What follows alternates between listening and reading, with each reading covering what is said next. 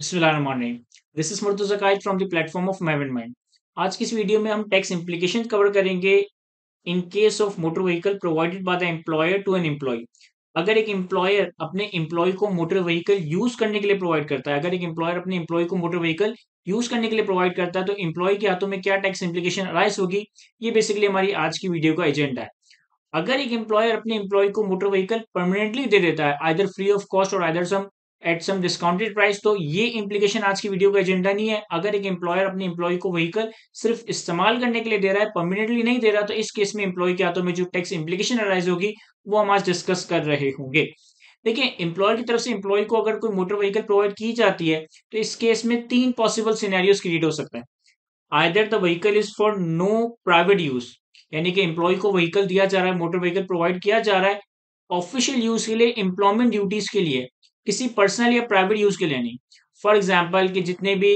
Restaurants और hotels के delivery boys होते हैं, या फूड पांडा के जो डिलीवरी व्हीकल्स हैं, या एमएनपी या कोई भी कुरियर कंपनी की डिलीवरी व्हीकल्स है, ये व्हीकल्स अगर अपने एम्प्लॉय को प्रोवाइड की जा रही है सिर्फ एम्प्लॉयमेंट ड्यूटीज को फुलफिल करने के लिए, ऑफिशियल पर्पजेस के लिए, प्राइवेट और पर्सनल यूज के लिए नहीं दी जा रही, तो इस केस में होगा ये कि एम्प्लॉय के हाथों में कोई टैक्स इम्प्लीकेशन अराइज नहीं होगी। रीजन बीइंग कि एम्प्लॉयर अपने एम्प्लॉय को व्हीकल ऑफिशियल यूज के लिए दे रहा है, एम्प्लॉयमेंट ड्यूटीज को फुलफिल करने के लिए दे रहा है, तो एम्प्लॉय को कोई बेनिफिट या इकोनॉमिक बेनिफिट नहीं है, इस केस में कोई टैक्स इम्प्लीकेशन अराइज नहीं होगी।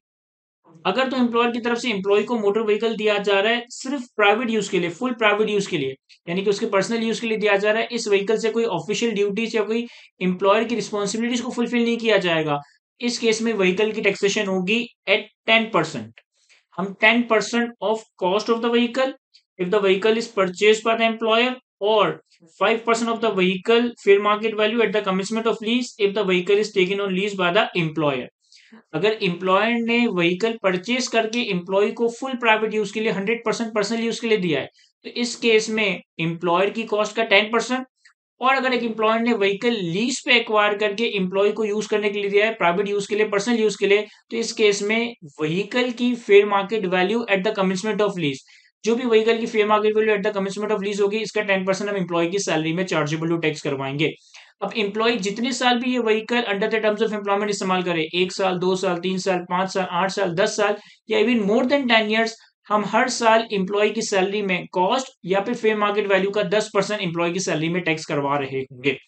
अगर तो एम्प्लॉयर ने व्हीकल परचेज करके एम्प्लॉय को यूज करके करने के लिए दिया है, तो कॉस्ट का 10% आप हर साल एम्प्लॉय की सैलरी में टैक्स करवाओगे।